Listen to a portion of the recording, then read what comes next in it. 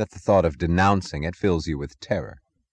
No value is higher than self-esteem, but you've invested it in counterfeit securities, and now your morality has caught you in a trap where you are forced to protect your self-esteem by fighting for the creed of self-destruction.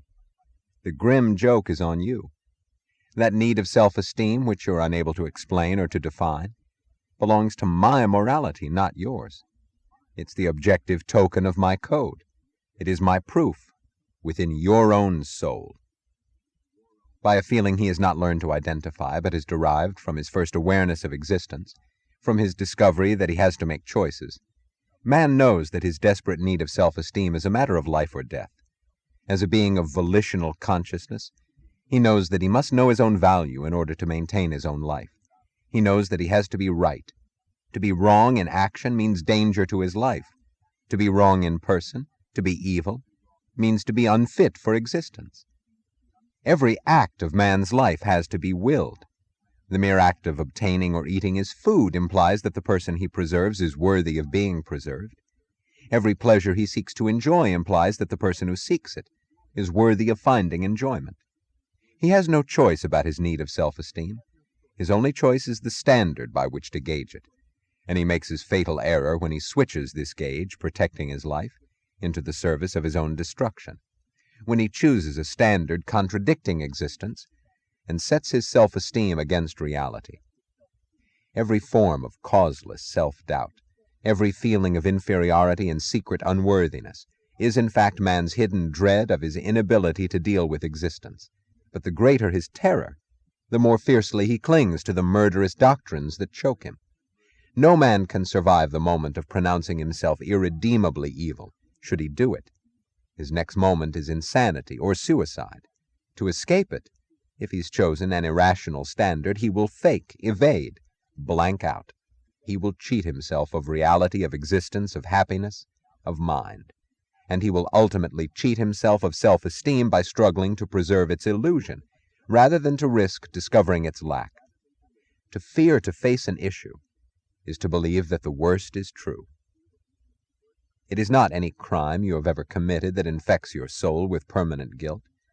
It is none of your failures, errors, or flaws, but the blank out by which you attempt to evade them.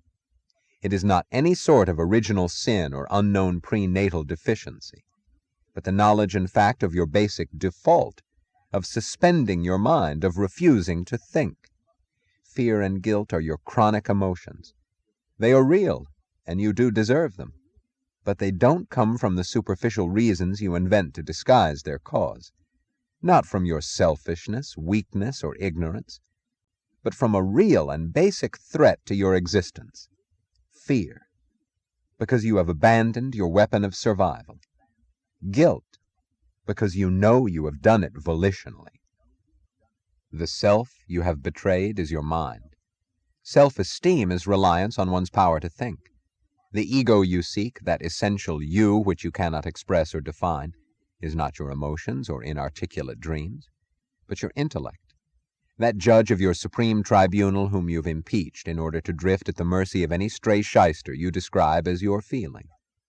Then you drag yourself through a self-made night, in a desperate quest for a nameless fire, moved by some fading vision of a dawn you had seen and lost.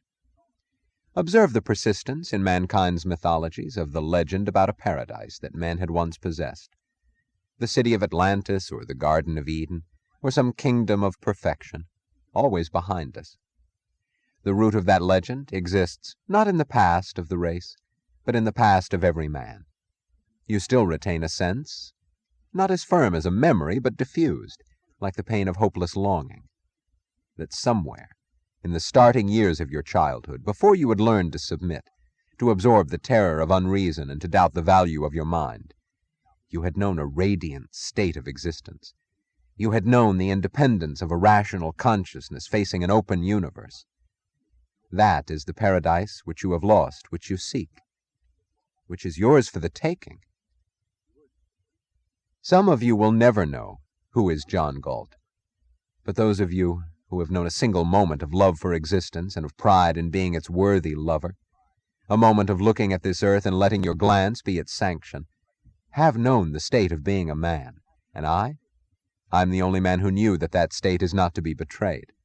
I'm the man who knew what made it possible and who chose consistently to practice and to be what you had practiced and been in that one moment.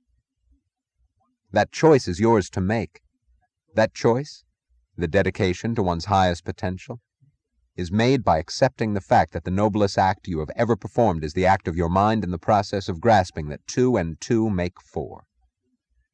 Whoever you are, you who are alone with my words in this moment, with nothing but your honesty to help you understand, the choice is still open to be a human being.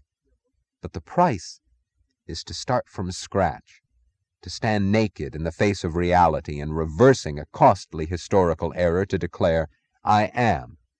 Therefore, I'll think. Admit the irrevocable fact that your life depends upon your mind. Admit that the whole of your struggle, your doubts, your fakes, your evasions, was a desperate quest for escape from the responsibility of a volitional consciousness, a quest for automatic knowledge, for instinctive action, for intuitive certainty. And while you called it a longing for the state of an angel, what you were seeking was the state of an animal. Accept as your moral ideal the task of becoming a man. Do not say that you're afraid to trust your mind because you know so little. Are you safer in surrendering to mystics and discarding the little that you know? Live and act within the limit of your knowledge, and keep expanding it to the limit of your life. Redeem your mind from the hock-shops of authority. Accept the fact that you are not omniscient. But playing a zombie will not give you omniscience. That your mind is fallible, but becoming mindless will not make you infallible. That an error made on your own is safer than 10 truths accepted on faith, because the first leaves you the means to correct it, but the second destroys your capacity to distinguish truth from error. In place of your dream of an omniscient automaton, accept the fact that any knowledge man acquires is acquired by his own will and effort, and that is his distinction in the universe. That is his nature, his morality, his glory. Discard that unlimited license to evil which consists of claiming that man is imperfect. By what standard do you damn him when you claim it? Accept the fact that in the realm of morality nothing less than perfection will do, but perfection is not to be gauged by mystic commandments to practice the impossible, and your moral stature is not to be gauged by matters not open to your choice. Man has a single basic choice, to think or not, and that is the gauge of his virtue. Moral perfection is an unbreached rationality, not the degree of your intelligence, but the full and relentless use of your mind, not the extent of your knowledge, but the acceptance of reason as an absolute. Learn to distinguish the difference between errors of knowledge and breaches of morality. An error of knowledge is not a moral flaw, provided you are willing to correct it. Only a mystic would judge human beings by the standard of an impossible, automatic omniscience. But a breach of morality is the conscious choice of an action you know to be evil, or a willful evasion of knowledge, a suspension of sight and of thought. That which you do not know is not a moral charge against you, but that which you refuse to know is an account of infamy growing in your soul. Make every allowance for errors of knowledge. Do not forgive or accept any breach of morality. Give the benefit of the doubt to those who seek to know, but treat as potential killers those specimens of insolent depravity who make demands upon you, announcing that they have and seek no reasons, proclaiming as a license that they just feel it. Or those who reject an irrefutable argument by saying, it's only logic, which means it's only reality. The only realm opposed to reality is the realm and premise of death. Accept the fact that the achievement of your happiness is the only moral purpose of your life, and that happiness, not pain or mindless self-indulgence, is the proof of your moral integrity, since it is the proof and the result of your loyalty to the achievement of your values. Happiness was the responsibility you dreaded. It required the kind of rational discipline you did not value yourself enough to assume. And the anxious staleness of your days is the monument to your evasion of the knowledge that there is no moral substitute for happiness, that there is no more despicable coward than the man who deserted the battle for his joy, fearing to assert his right to existence, lacking the courage and the loyalty to life of a bird or a flower reaching for the sun. Discard the protective rags of that vice which you called a virtue, humility. Learn to value yourself, which means to fight for your happiness, and when you learn that pride is the sum of all virtues, you will learn to live like a man. As a basic step of self-esteem, learn to treat as the mark of a cannibal any man's demand for your help. To demand it is to claim that your life is his property, and loathsome as such claim might be, there's something still more loathsome, your agreement. Do you ask if it's ever proper to help another man? No, if he claims it as his right or as a moral duty that you owe him. Yes, if such is your own desire, based on your own selfish pleasure in the value of his person and his struggle. Suffering as such is not a value. Only man's fight against suffering is. If you choose to help a man who suffers, do it only on the ground of his virtues, of his fight to recover, of his rational record, or of the fact that he suffers unjustly. Then your action is still a trade, and his virtue is the payment for your help.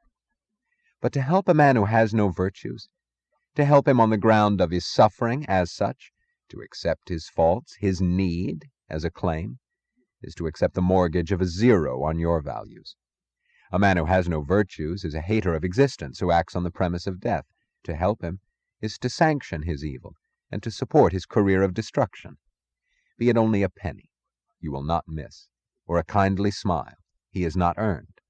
A tribute to a zero is treason to life, and to all those who struggle to maintain it. It is of such pennies and smiles that the desolation of your world was made.